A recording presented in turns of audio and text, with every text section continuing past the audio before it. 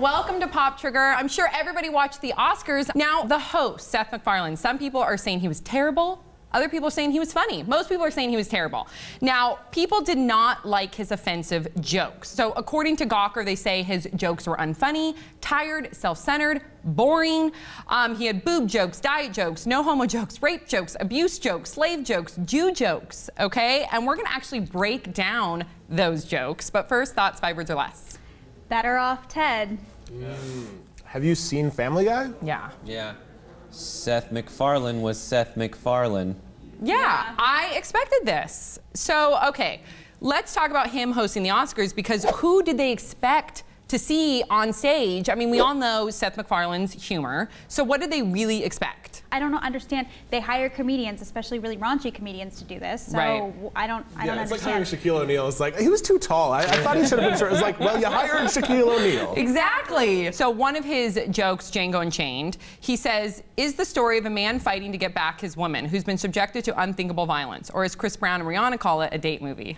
Yes. I like it. Yeah. Nobody there had any energy. If I was there, I would have been the only one crying, laughing. Yeah. And I would have been clapping. And He's a comedian. You're not supposed to take him seriously. If you were to go to the Comedy Store or the Laugh Factory, this is the same type of humor that you're going to get. And when you're in that environment, people laugh. Yeah. So what's the difference? So he also says a lot of controversies over the use of the N-word in the film. I'm told apparently the screenplay is loosely based on Mel Gibson's voicemail. I think it's great. I'm sorry. It mathematically works as a joke. Yeah. It's like, it's, you know, kind of happens and it's there. And I like what he did frequently, which was acknowledge how inappropriate it was afterwards. Yes. And there was one also inappropriate, like what Mel Gibson did as well. So it's like, exactly. Yeah, exactly. How dare you besmirch Mel Gibson's reputation? I know. This one was a little off color. So he says, Daniel Day-Lewis isn't the first actor to be nominated for playing Lincoln, but I would argue, though, the actor who really got inside Lincoln's head was John Wilkes Booth. Literally, it is accurate. Yeah. Yes. All So these are all he was doing was telling you exactly what happened then, right? So the next one was about the little girl that was nominated, the 9-year-old girl. At 9 years old, the youngest Best Actress nominee ever. To give you an idea of just how young she is, it will be 16 years before she's too old for George Clooney. That's great. That was funny. Did you see that Onion got in trouble for something they said about her? The Onion called her a C-U-N-T. What is that? I can't read, so what does that mean? What did I don't like that word. Soont. What is Soont. They called her a Why is that so soont. bad? I've never even heard of that. No. Yeah, she's also a floopy. Like, whatever. Fuck you. Okay. That was offensive.